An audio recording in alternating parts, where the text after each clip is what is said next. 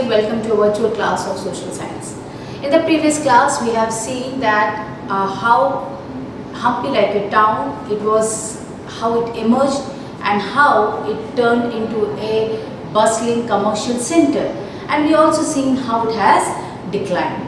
Similarly, today we will see about Surat, which is a place in Gujarat, followed by Masulipatam as well. Okay, now let's see. Surat in Gujarat was the emporium of Western trade during the Mughal period. Emporium, what is now emporium? Emporium means a place where the goods are brought from various parts of the country or the world, where people used to sell and buy the things. Okay, so that is what we call as emporium. So here Surat was also the emporium, okay, of the Western trade during the Mughal period, मतलब मुगलों के शासन के वक्त में आप देखेंगे कि सूरत जो है एक एम्पोरियम के तौर पे काम करता था। एम्पोरियम का मतलब ये है कि ऐसा जगह जहाँ पर दुनिया और देश के कई जगहों से सामान आता है, वहाँ एक जगह पे आता है और वहाँ पर लोग जो है व्यापारी उसकी खरीद फरोख्त करते हैं, उसको हम बोलते हैं एम्पोरियम। और उस प्रकार से सूरत एक बड़ा एम्पोरियम था फॉर द वेस्टर्न ट्रेड। ठीक है, अब मतलब पश्चिमी व्यापार का वो एक बहुत ही बड़ा एम्पोरियम के रूप में सूरत उभर कर आया मुगल के वक्त पर। ठीक है, now you will also see that the Surat was the gateway of trade with West Asia and the Gulf of ओडमस।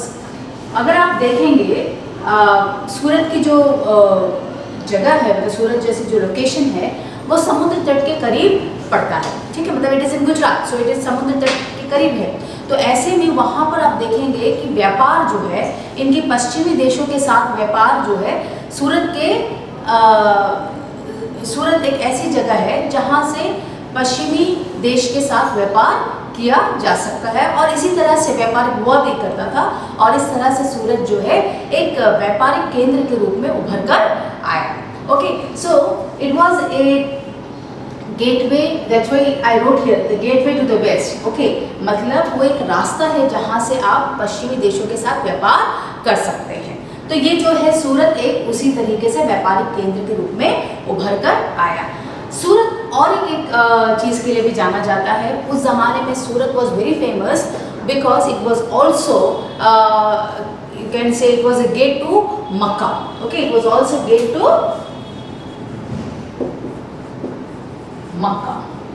जैसे एवरीबडी नो मीन्स हर धर्म में कोई तीर्थ स्थान होता है, तो हर हिंदू जैसे तीर्थ स्थान जाते हैं उसी प्रकार से जो है मुस्लिम्स भी अपने जीवन काल में एक बार मक्का ज़रूर जाते हैं। तो उस ज़माने में भी जो है लोग मक्का जाते थे, तो उनको जो जाने का जो रास्ता है वो सूरत से होकर ही, मतलब सूरत शिप के द्वारा वो जाते थे, तो सूरत उनको पहुंचना होता था, वहाँ से वो शिप में वो मक्का के लिए निकलते थे। तो सूरत उनके लिए एक गेट था मक्का जाने का। So it was also the gate to Mecca. Okay, now you will see the city was cosmopolitan. ये जो सूरत है धीरे धीरे ये नगर एक कॉस्मोपॉलिटन के रूप में भी उभर कर आया। बिकॉज अब यहाँ पे जब मैं कॉस्मोपॉलिटन बोलती हूँ उसका क्या मतलब है? कॉस्मोपॉलिटन मीन्स ऐसी जगह या ऐसे नगर आप बोल सकते हैं, एक ऐसी सिटी जहाँ पर विभिन्न धर्म के लोग, जाति के लोग एक साथ रहते हैं। कई भाषा बोलने वाले, कई धर्म के लोग, कई आस्था रखने वाले लोग जो है एक साथ मिलकर जब एक जगह रहते हैं उसको हम बोलते हैं कॉस्मोपॉलिटन। ठीक है, तो यहाँ सूरत एक बड़ा कॉस्मोपॉलिटन सिटी के रूप में उभर के आया and the people of all caste and creed no they live there. That's why we call Surat as a cosmopolitan. Okay, because cosmopolitan means nothing. It means that a place or city where the people of different language, different religious people, they live together is called as a cosmopolitan. So Surat was also one of the cosmopolitan city. Now here you will see that the Dutch, apart from this, you will also see that the Dutch, the Portuguese, okay, and even the English had their factories and warehouses at सूरत। मतलब यहाँ पर आप देख सकते हैं कि सूरत में ना सिर्फ भारत के व्यापारी ही व्यापार करते थे, यहाँ पर बाहरी देश के, जैसे मैंने आपको पहले ही कहा कि सूरत एक गेट था जहाँ से मतलब आप वेस्ट एशिया के साथ, मतलब पश्चिमी देशों के साथ आप व्यापार कर सकते, पश्चिमी एशिया के साथ आप व्यापार कर सकते थे, वो एक गेट था।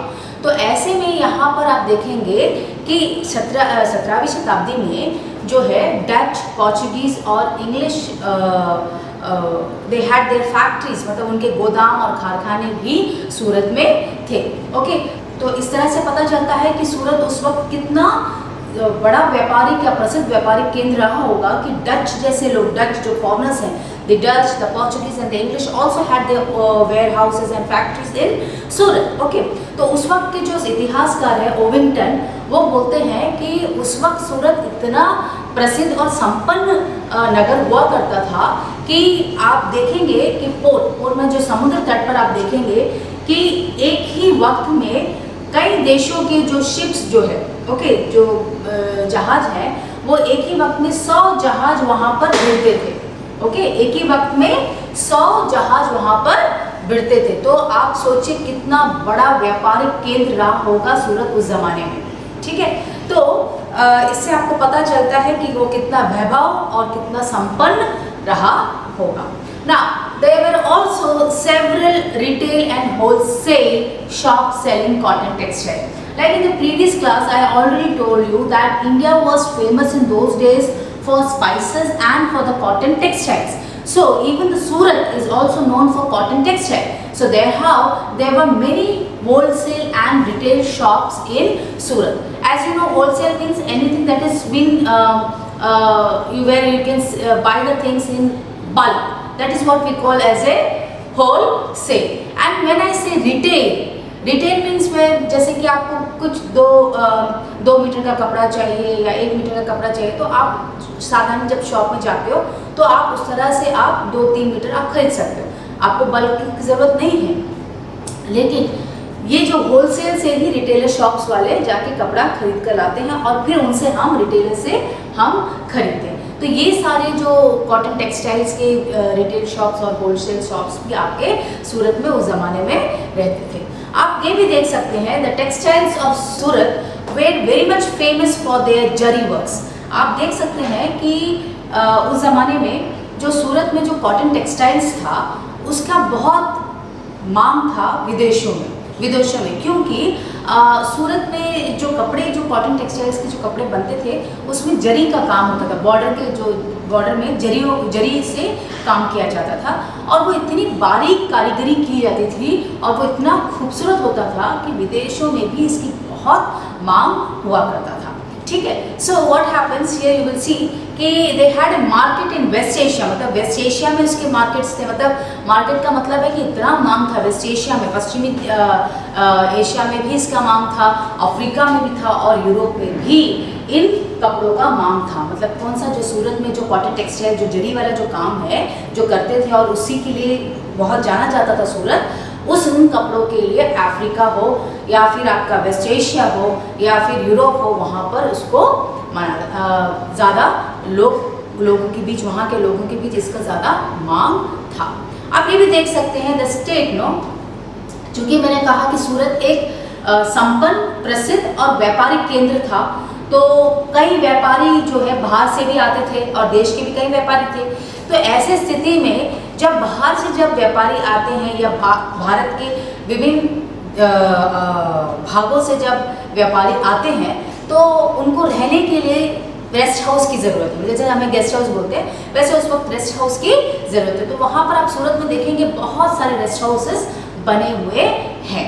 ठीक है, तो ये दिखाता है कि उस वक्त व्यापारी मतलब इतना संपन्न और प्रसिद्ध था कि व्यापारी जो है भारत के अलावा बाहरी देशों से भी आते थे, तो उनको रहने के लिए जगह चाहिए था। तो ऐसे में रेस्ट हाउसेस वहाँ पर बहुत आपको देखने को मिलेगा।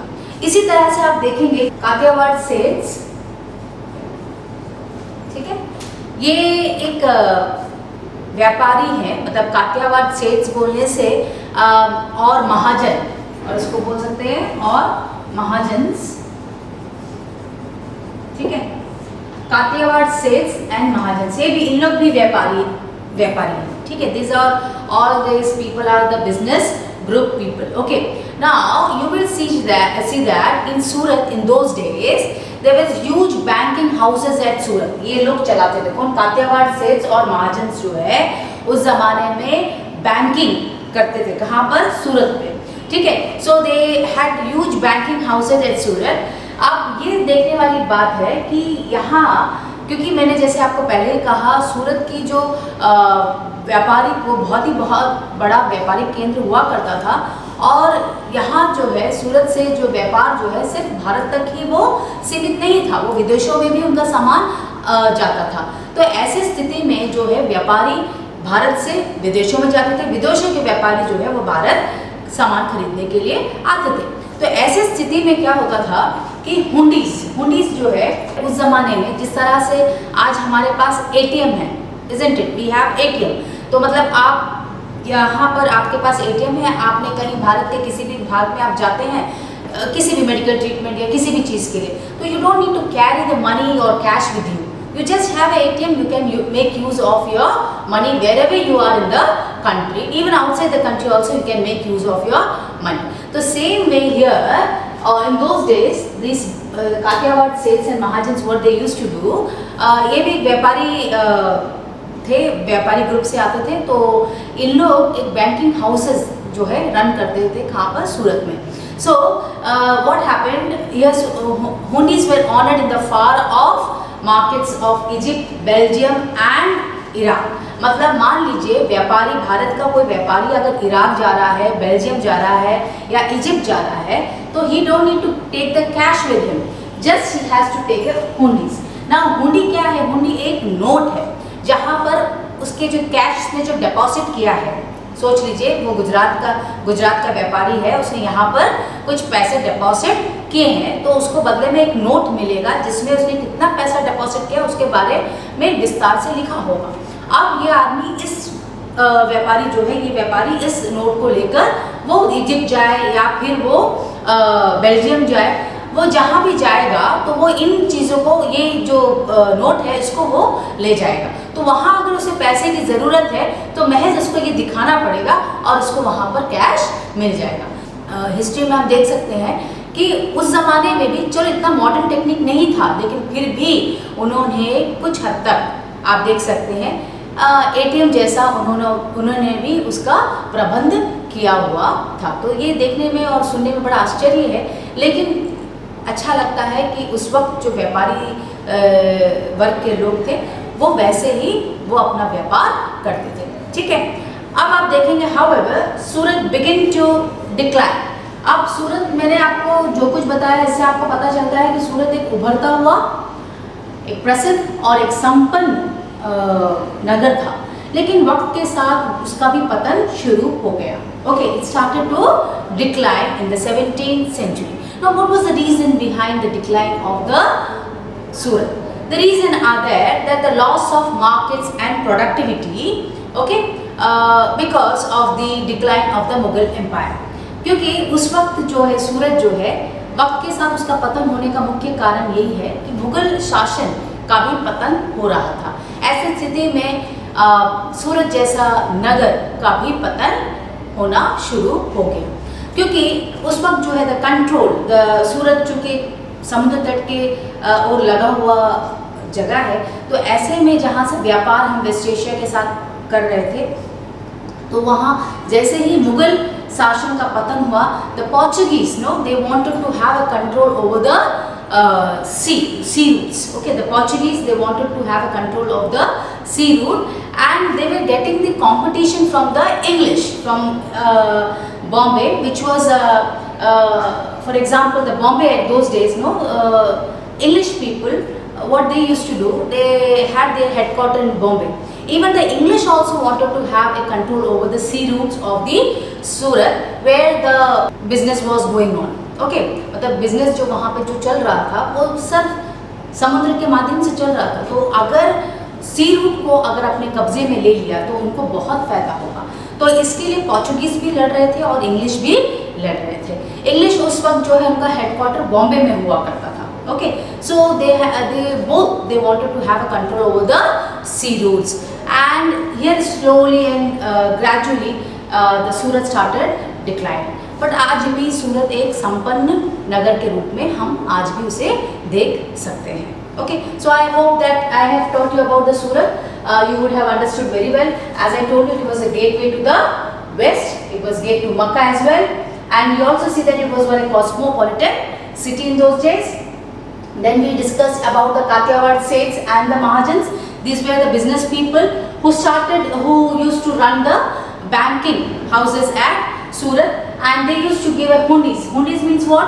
Here hundis means a note where जो deposit आपने किया उसके बारे में विवरण लिखा जाता था, and that wherever these business people, especially the Indian business people, they go to Egypt or Belgium and all, instead of taking the cash, they can show this note, and there they can get the cash in return. Okay, it was like a modern ATM which we are using right now. Okay, now I hope this you have understood. Let's move to the next topic, that is fishing in troubled waters, that is a Masulipattnam. Masulipattnam is also called as a Machilipatnam. Okay, so my dear students, now we will discuss about Masulipattnam. This is also one of the bustling commercial center. Okay, but it is in Andhra Pradesh. ये मसूलीपट्टनम जो है ये भी एक व्यापारिक केंद्र के रूप में उभर कर आया, और ये आंध्र प्रदेश के कोस्ट में था. तो यहाँ पर आप देखेंगे कि ये भी जो है समुद्र से सटा हुआ व्यापारिक केंद्र है. तो यहाँ आप देख सकते हैं कि both the Dutch and the English East India Company, they wanted to have a control over the Masulipatnam.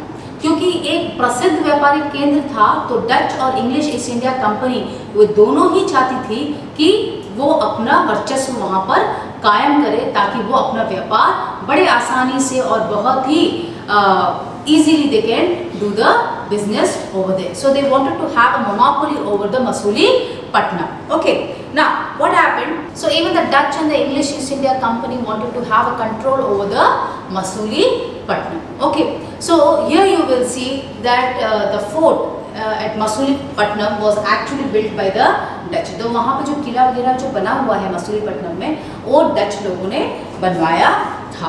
ठीक है. Now you will see here that the Qutub Shahi rulers of Golconda, okay, what they did, they imposed a royal monopolies on the sale of textiles, spices and other items to prevent the trade passing in the hands of the various East India companies. लेकिन यहाँ पर क्या है कि कुतुब शाही rulers of Golconda, उन्होंने क्या किया, अपना वर्चस्व कायम करने के लिए व्यापारिक दृष्टिकोण से उन्होंने कुछ उसमें जो है अपना रॉयल मोनोपोलीज, उन्होंने कुछ लॉ उसमें डाल दिए कि कुछ भी आप बिक्री करो या खरीद रहे हो तो उस पर उन्होंने कुछ लॉज बना दिए ताकि उनका दबदबा हमेशा रहे. लेकिन क्योंकि उन्होंने देखा कि इंग्लिश ईस्ट इंडिया कंपनी जो है वो वक्त के साथ बहुत पावरफुल हो रही है और व्यापार भी उनका काफ़ी बढ़ रहा है, हो सकता है आने वाले समय में उनका वर्चस्व कायम हो जाए. तो ये प्रिवेंट करने के लिए they have imposed a royal monopolies on the sale of textile, spices and other products. Okay, now you will see that there was a competition among the various trading companies. Masulipatnam एक प्रसिद्ध और संपन्न व्यापारिक केंद्र के रूप में उभर रहा था. तो ऐसी स्थिति में बहुत सारे जो व्यापारिक ग्रुप्स है, मीन्स मेनी ट्रेडिंग ग्रुप्स जो है वो यहाँ पर अपना वर्चस्व कायम करना चाहती थी, जैसे कि Golconda nobles, Persian traders, and you will also see that Telugu Komati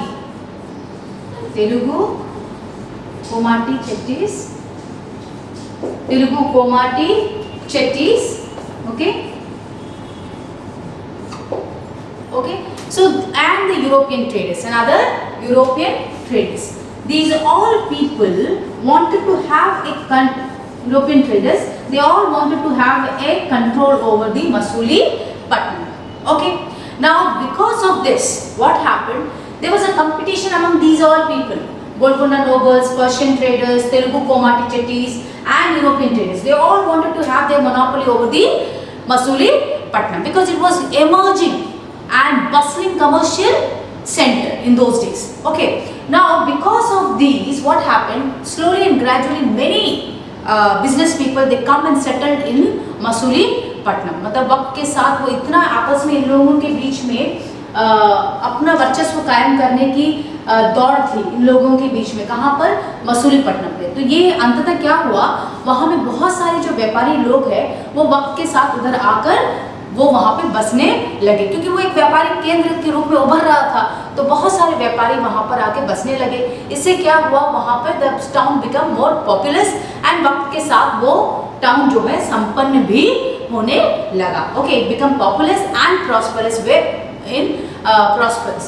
Now what happened as the Mughals? Now what happened? The Mughals they wanted to have a control, so they slowly and gradually they extended their power towards the south, that is to Golconda. तो उनका जो representative था वो था मीर जुमला. Who was that? Mir जुमला.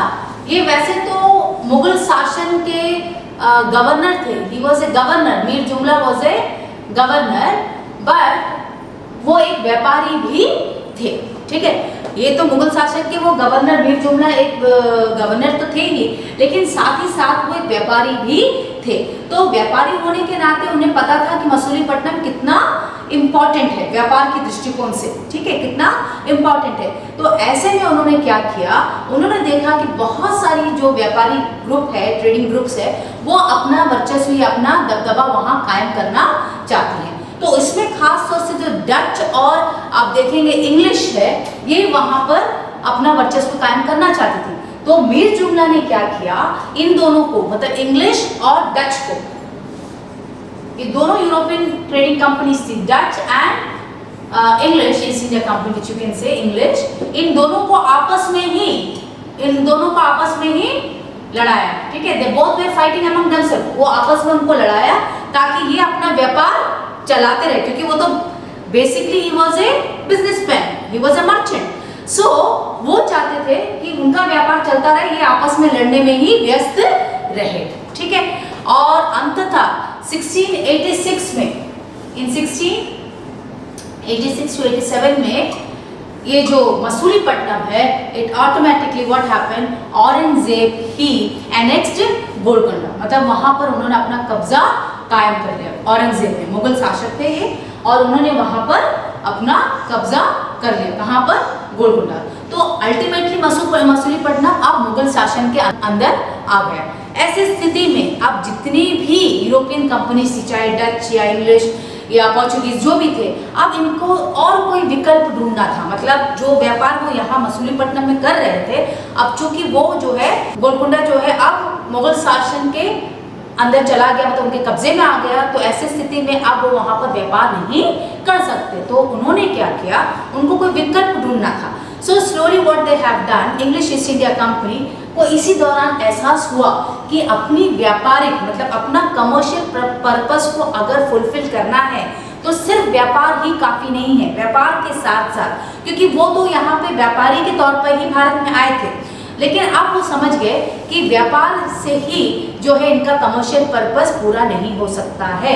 उसके साथ उन्हें प्रशासनिक और राजनीतिक ताकत भी अगर उनके पास हो तो वो जो है अपना व्यापार भी कर सकते हैं और इससे बहुत ज़्यादा लाभ वो भारत से कमा सकते हैं. तो अब ये वक्त था जब उनको ये समझ में आया कि व्यापार के साथ प्रशासनिक और राजनीतिक ताकत भी उनके पास होनी ज़रूरी है. इसी दौरान आप देखेंगे जब मसूलीपट्टनम पे मुगल शासक का कब्जा हो गया तो उनको दूसरा विकल्प ढूंढना था. तो उन्होंने क्या किया, कोलकाता, मद्रास और बॉम्बे जैसे जगहों पे वो चले गए जहां से वो अपना व्यापार कर सके. ठीक है, so they move towards Bombay, Madras and Kolkata, so where they can continue their business. तो जैसे जैसे ये जो विदेशी व्यापारी मसूलीपट्टनम को छोड़कर बॉम्बे, मद्रास और कोलकाता जैसे जगह चले गए तो क्या हुआ, धीरे धीरे व्यापार के साथ बहुत सारे व्यापारी वहाँ बाकी मसूलीपट्टनम को छोड़ के बाकी जगहों पर भी वो भी निकल पड़े.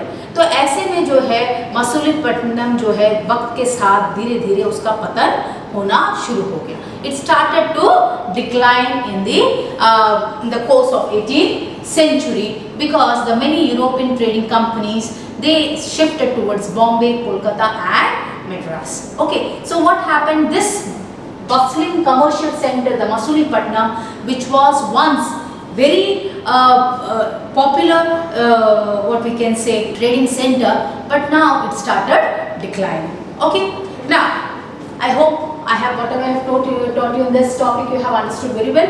Let's move to the last topic of this chapter, that is new towns and traders. Okay, so my dear students, here you will see the new towns and traders. Okay, as we have seen that the spices and textiles were in great demand in the western countries, in the western countries. Okay, so वहाँ पर आप देखेंगे खास तौर पे European countries जो है, okay, वहाँ they were searching for the spices and textiles which had become very popular in Europe and West Asia. Okay, तो वहाँ के, जैसे मैंने आपको पहले ही बताया कि वहाँ पे पश्चिमी देशों में स्पाइसेस और टेक्सटाइल, भारत की मसाले और कपड़े जो है काफ़ी ज़्यादा लोगों की वहाँ पर इसकी मांग थी. ठीक है, तो ऐसी स्थिति में इंग्लिश, डच एंड फ्रेंच, इन तीनों ने जो है they formed one company, that is East India Company. Three of them, they formed a East India Company, that is English, Dutch and French. इन तीनों ने मिलकर ईस्ट इंडिया कंपनी बनाया और वो चाहते थे कि भारत में जो है वो व्यापार करे और व्यापार करके वो बहुत जितना हो सके वो लाभ कमाए.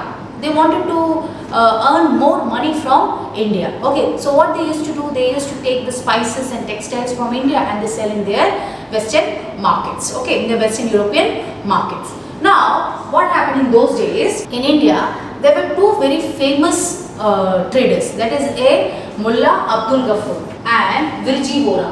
Okay, ये बहुत ही उस वक्त जो है दे नामचीन व्यवसायिक व्यापारी थे और ये दोनों मुल्ला अब्दुल गफूर और विरजी वोरा ये इतने बड़े व्यापारी थे और इतने संपन्न थे कि इनके पास ही उनके पास बहुत सारे शिप्स, उनका अपना शिप हुआ करता था.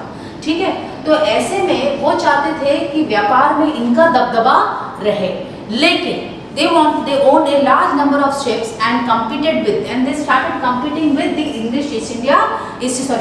the East India companies. Okay, so because these people also wanted to do a business in India, and here जो भारत के जो मुल्ला अब्दुल गफूर और विरजी वोरा है ये भी बहुत ही बड़े व्यापारी थे, तो वो चाहते थे कि उनका वर्चस्व वहाँ पे कायम हो, ना कि बाहरी विदेशों का. लेकिन इनके पास जो था वो है they had a very good naval power. उनके पास अपनी अच्छी खासी नेवल पावर थी और इस वजह से उन्होंने क्या किया, वो चाहते थे, उन्होंने इनको मात दे दी और वो चाहते थे कि ये दोनों ही इनके अधीन काम करें, मतलब एज ए एजेंट के रूप में काम करें. कैसे काम करें? एजेंट के रूप में काम करें और ना कि अपना वर्चस्व कायम करने की कोशिश करें. So what they had done, they used their naval power to gain control of the sea trade and force Indian traders to work as a agent. Okay, and ultimately क्या हुआ, धीरे धीरे इंग्लिश ईस्ट इंडिया कंपनी जो है वो सफल रही भारत में अपनी व्यापार को बढ़ाने में भी और साथ ही साथ अपनी राजनीतिक पावर को भी एस्टैब्लिश करने में वो सक्षम रही.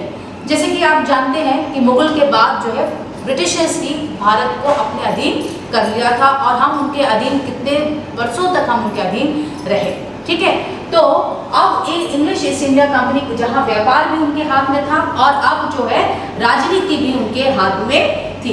सो they have emerged as a political power as well as a commercial power in the subcontinent. Now you will see, because these people came India only to earn money. Okay, only to earn money, and as you know there was a demand of spices and the textiles in the European markets. What happened? Slowly and gradually in India also, because these people, they used to buy the textile and spices from India and they used to sell the same thing with a double amount in the European market. So in this way the business people, they used to earn more and more money. Now what happened?